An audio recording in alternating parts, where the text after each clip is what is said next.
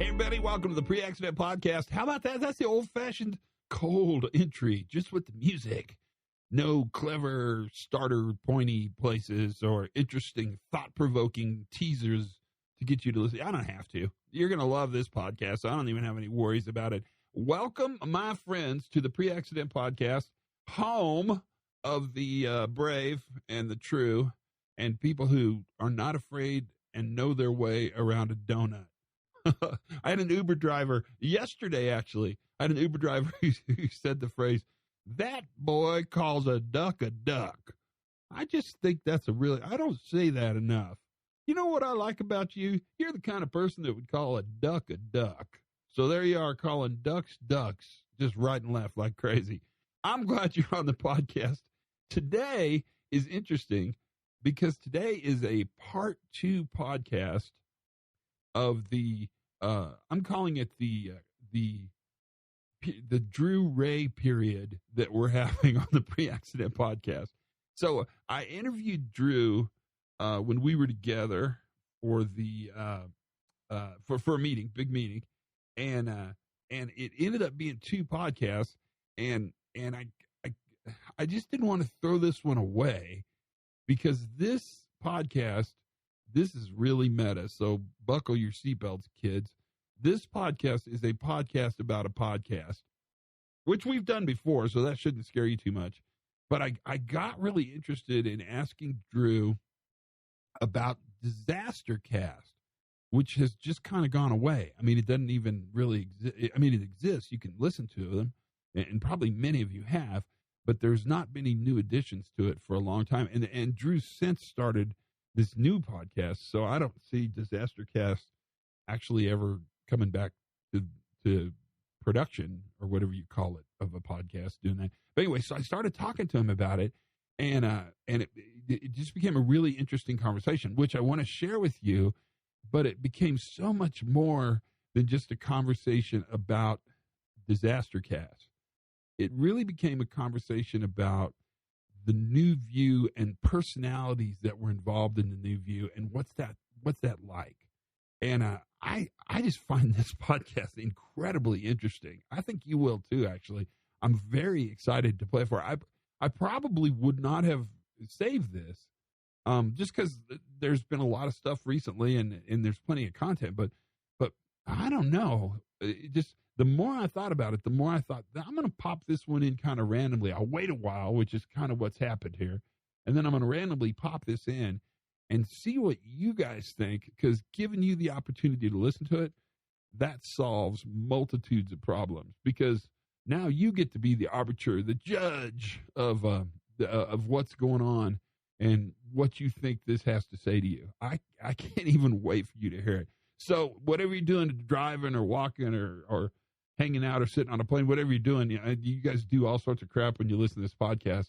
Sit back and listen to this one, but listen for the story inside the story. You're going to hear the story of Disaster Cast. You'll hear that right away. But listen to the story inside the story and how the world in which we're hanging out, the world of high reliability and this kind of new safety, how that world is changing. So here is a conversation between myself and Dr. Drew Ray from Griffith University. And I think you'll find this conversation interesting at every single level. So sit back and enjoy. Bon appetit. Big problem. So what happened to Disaster Cast? I've got to know. People want to know. Drew Ray, what happened to Disaster Cast? There are 2 things that happened to Disaster Cast. The first one is our research program became successful and fun. And so instead of taking out my frustrations the rest of my life on writing Disaster Cast, I actually got to run the projects that I wanted to run. And that may be the best answer ever. I mean, that's really, it's a hard, that you can't argue with that answer. That's a brilliant answer. Well, there is another side to it, which is my life now is mainly managing my research team. And that takes away some of the fun again, because other people are getting out to go out into the field They're and getting research to do the cool stuff and find out cool things. And I get to hear the stories. I get to sit in the middle of the spider web when they come back in and say, "Hey, Drew, this is really cool." And I get to ask the questions and say, "Look, yeah, sure, that's cool, but I'm wondering about this." Yeah. And they go and find out. And they go out and look. So have you thought about morphing Disaster Cast into less episodic, one disaster per podcast, into more of maybe a discussion of what Drew Ray's thinking being in the middle of the spider web? I was about to say I do not like pontificating. But I'm sorry. The sad fact is I love pontificating. I was going to say. But I'm very worried and annoyed at myself for doing that. I look at people who put themselves into the position of guru, and it makes me uncomfortable. It makes me uncomfortable that people listen too much to their conclusions and not enough to how they've got to that point. And it's self-reinforcing because it starts to be that anything that they say, people then take up and affirm. And I am worried that I'm already so arrogant that being in a totally affirming spiral will just lead me into the worst side of myself. The worst possible Drew that there can be. Well, I kind of feel the same thing. Like, I've become recently offended by people who call their stuff master classes. That just seems incredibly arrogant to me. It bugs me. I don't know why, but it bugs me. It's not a humble name, but it is a name which sells classes. I suppose it sells classes. I mean, yeah, you're right. That's a good way to look at it. And I say that as someone who started calling our classes master classes because they sell. Do they really? It just seems so. I don't know, master of what? Well, so do you see it? Do you see a few? I mean, so I think podcasts are really important. We're on a podcast, so first of all, I'm going to say that. But Disaster Cast was really an early podcast in this area that actually had pretty good. It's got good traction. It did well. I also am a big believer in Marshall McLuhan notion that the medium is the message. That books are great and academic papers are amazing and these are vital. They're very important. But the vast majority of people seem to consume information in a different way through podcasts, video clips, that kind of stuff. And so it seems like it's more and more important to find other ways to disseminate the ideas that you're thinking of in your head, Drew, because you got plenty of ideas thinking in your head. And the podcast is kind of an interesting way to do that. Is it legitimate? Are you okay with it? You must be. You did one. So Disaster Cast, I loved for what it did to me, that it made me think about how to express my ideas and how to follow up. And if nothing else, I believe strongly that safety practitioners should be disaster literate. I believe that without evidence, and in fact, that's something I'm curious about as to whether this is a true belief or just something I've made up. So on my list of research studies I want to do is a study of how many disasters do people know about and what lessons do they take from them and what does that do for how they practice safety. God, that's super interesting. That's super. I'd never even thought of that. That's super interesting. But it wasn't until I started Disaster Cast that I realized how safety literate I wasn't. In that I would go and do an episode on a disaster and make sure I'd done my homework, and every time I learned stuff that I didn't know about the basic facts of the disaster, let alone ways to think about it. And when I say the basic facts, I mean things that totally changed my perspective on what was in the web of courses. Stuff that was even in the original accident reports that just doesn't make it into the popular culture. We tell these stories about accidents that get recycled, and so much of the stuff gets lost in that recycling. That's so interesting, that this idea of being disaster literate I hadn't thought of, but it seems, when you say it seems really relatively important. I mean, what's the quote? If we don't learn from history, we're destined to repeat history. Yeah, there's a couple of better versions of that. Like, if we don't learn from history, we're sort of. Yes, I've lost the really cool way of saying it. The sad thing, it's basically we sort of create like mirror copies of it. It's not repeating history. It's different versions of it. Of kind of the I like the idea of mirror copy. It's sad, Drew, because I live in Santa Fe and I live really close to the archives, really important archives in the United States on the Southwest. And that quote is painted on the side of the building in probably 3-foot tall letters, and I can't remember it. That's sad. That's a sad reflection on me. Well, that idea has spun, and you're thinking about actually doing another type of podcast now, yeah? Fair enough? Yes, so I'm been strongly pushed into this, and he's going to be my partner. So what does strongly push mean? You have to give me a little, like I'm kind of pushing you now, so. Plenty of people have pushed me to restart Disastercast, which is sitting down with coffee and saying, when is the next episode of Disastercast? So what David Proven did is sat me down at a desk with a microphone between us and a script. Let's start a podcast, and we're doing it. You're doing it right now. We've recorded a bank of episodes that's, as soon as we've got enough stacked up with good enough sound quality, getting sound quality on a podcast. What are you guys going to call it? We're going to call it the Safety of Work podcast. Oh, nice. And that comes from a paper we co-wrote, The Safety of Work versus Safety Work. Nice. And it's this idea that we want to explore that link between stuff safety practitioners do, safety work, and the safety of work, the outcome. And the idea is that we're going to look at what is the evidence. So each episode, unlike Disastercast, where I had to do a bunch of research, each episode we'll pick one paper that we think is interesting from academia that says something worthwhile about how to do practice. And then we'll talk about it. We'll talk about how the research was done, why the research was done, what questions it was answering, and what can usefully be taken away from it. God, it seems brilliant. And it seems really, it's not only is it brilliant, the opportunity for us to go on that ride with you guys is really special. Plus, it's kind of efficient. I mean, you're going to do all the work for me. You just kind of expose me to the good ideas. Oh, and ride with us is exactly what we're hoping will be good for us.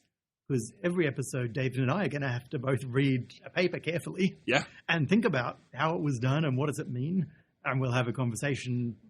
And often these are really interesting because I come from the was the research rigorously conducted side. So David will put a paper in front of me and say, this is really interesting. I was like, yeah, it's interesting, but it's crap. And then I'll take something I think this is really interesting, and David will say, yeah, but what does it mean? What do we do with this? Yeah, how do we make it go? Wow, what a great idea is that by doing this little conversation you guys have, it kind of makes you co-create this collective new use of this paper. That's really clever. I think that's if you have enough coffee, that would be a brilliant way to spend an hour every Tuesday morning. Yeah, and this is something that I've been aiming for myself, is I want to put something where I learn stuff as a routine into my life. Yeah. I do it with podcasts. And podcasts are a really easy way. You just put the buds in your ears and get on with something else, and information drip feeds. Yeah, and if you're bored, you go to sleep, right? I mean, they don't ask very much.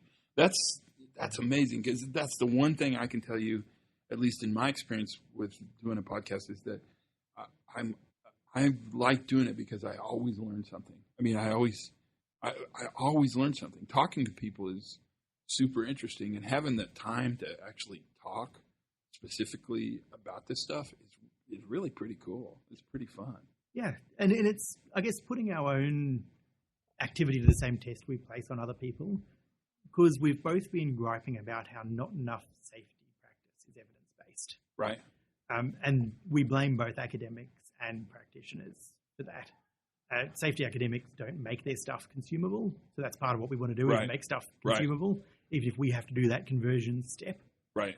But also practitioners do stuff that there is actually evidence that speaks about it, and they're just not aware that there's evidence there. Yeah, and I think it goes back to the first part, that we've made the academic literature almost non-consumable for the practitioner. It's hard to get. It's hard to understand. It's incredibly academic. It's incredibly jargony, and oftentimes it's minuscule little phenomena that we're looking at with a double secret electron microscope, and doesn't have a lot of value. You guys sitting and talking about it gives it life. It breathes a whole new opportunity into how research can be diffused into the community. That's pretty cool. Yeah, I'll give you a particular example that I feel really guilty about, actually. Really? Okay, this could be good, you guys. Sit back. We're calling this the Safety of Work podcast. And it comes from a discussion we had that turned into a paper called Safety of Work versus Safety of Work.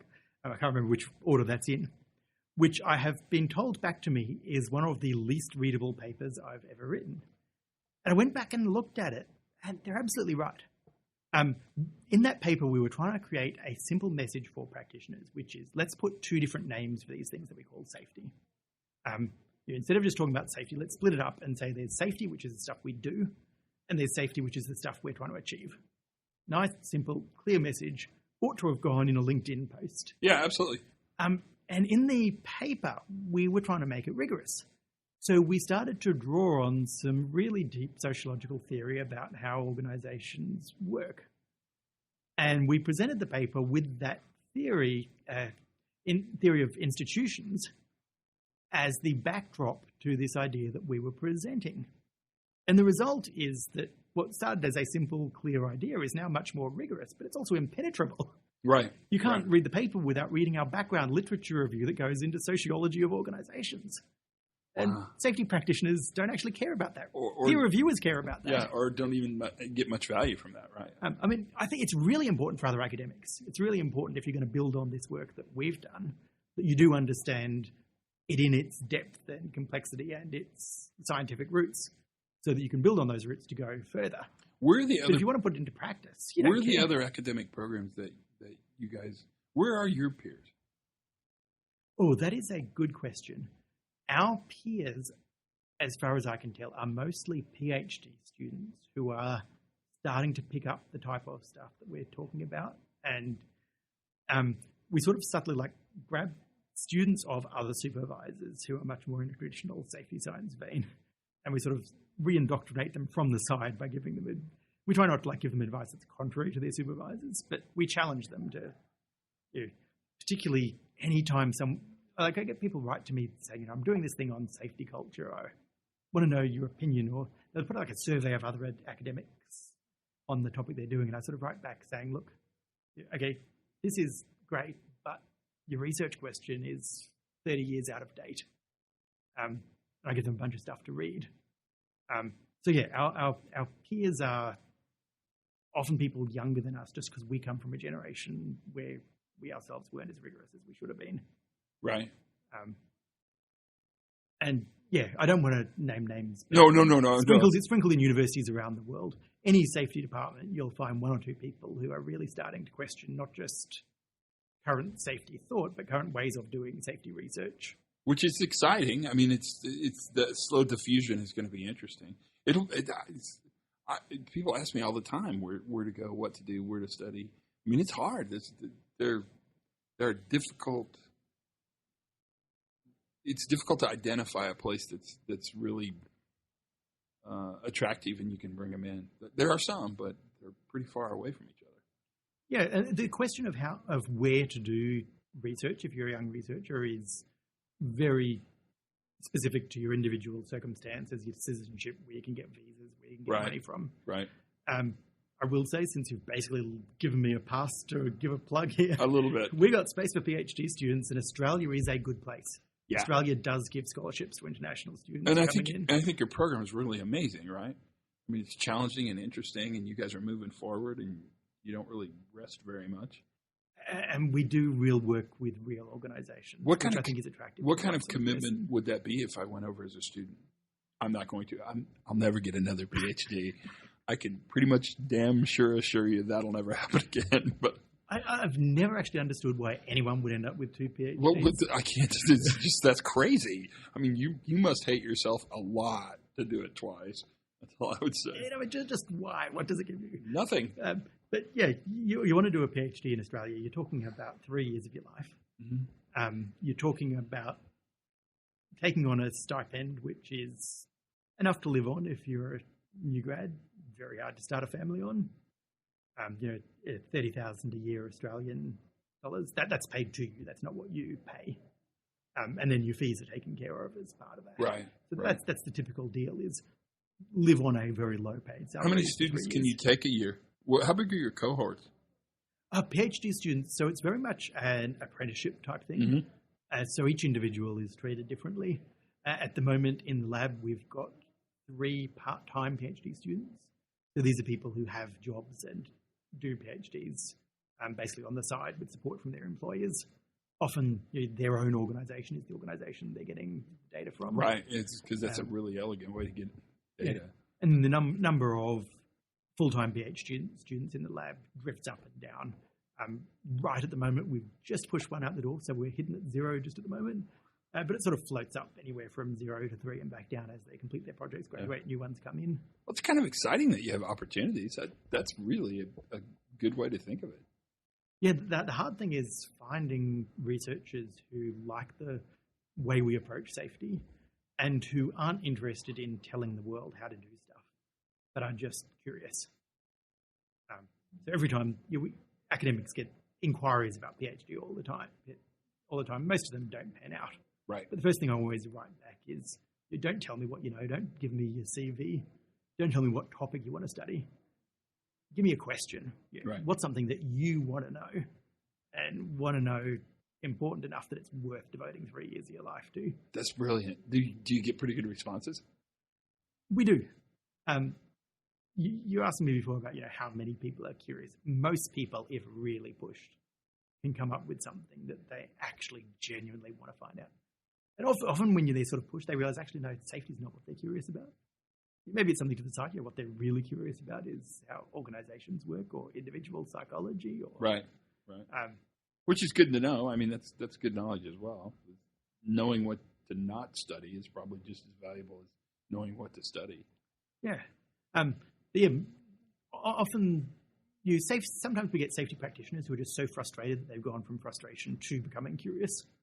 You start knowing stuff, you tell people to do it, you realize that you're telling them stuff that you're not sure about yourself, you wonder what the truth is, you become a researcher. Because you come back around to determine what the truth is. Yeah. Others are just younger people, often grounded in other fields, psychology, sociology, who sort of realize that actually there's some really interesting ways to apply that thinking inside safety. It gives you something that your understanding an organization is massively complex. So there's a real fear. Well, first of all, nothing truer has ever been said than what you just said. Understanding that an organization is massively complex is brilliant. There's a real fear is the wrong word, Drew. There's a real potential that this podcast you're starting could actually increase interest in becoming a PhD in safety science. I mean, talking about these papers in such a way may actually set a little fire under some people. This could be really positive. I would certainly take that as a positive outcome. I'd love that. Oh, absolutely. On the other hand, when people realize just how limited each individual slice of research is and how some of those big questions you have to break down into stuff that is really, really tiny before you can get a good answer, that does turn people away sometimes. Academia is a particular way of looking at the world. It's not for everyone to devote. Everyone can be curious. Everyone can do research. I think every safety practitioner should be doing research in their own organization. That's what safety practice is. I agree. Is ethnographic investigation of your own organization and reporting it back. And kind of a Margaret Mead method, participant observer sort of thing. Yeah, you're right. And to go from that to actually I want that to be my whole job, that's a shift that is the right move for some people. And other people want to have that foot in the practical, telling people how to do stuff and doing it themselves. Right. But I think the idea of you two guys sitting down talking about a paper each episode, that's appealing. I mean, I can only tell you, I see no downside to this. I think it'd be fun for us to listen to. I actually think it's going to be really fun for you guys to do. And I think every single episode moves the entire industry forward, moves the entire, in sort of a Thomas Kuhn phrase, the invisible college forward. Industry seemed like the wrong word, but it moves the invisible college forward. That's really exciting. Yeah, I'll tell you, we haven't recorded an episode yet where one of us hasn't asked the other, does that surprise you? Yeah, because you're co-creating that meaning collectively. That's pretty good. I'm excited about this. Yeah. Perhaps I'll have you both on the Pre-Accident podcast. Well, I know what I'll do. We'll put your first one out. That is Pre-Accident. That is generous, and I'm glad to do it. Yeah, our first one actually doesn't follow the model. Our first one, which I think like a lot of podcasts is a podcast about why we're doing this podcast. Yeah, let's put out the second one then. Okay. Yeah, the second one is actually a sample of what you'd expect from a normal episode. It'd be the way to go. Well, that's exciting. I mean, this will be fun. This will be really exciting. I'm so pleased you're doing it, Drew. I'm just pleased you do what you do anyway, but I'm really pleased you're doing this. I feel guilty that Disastercast has stopped. And I miss it from my life doing the podcasting, so I'm glad to have something back. Yeah, I don't know if guilty's that. I don't think I would want you to feel guilty. I actually think Disastercast really did something important, and that is it increased the collective disaster fluency of the community, right? Yeah, I'd hope so. Yeah. That's what you wanted it to do.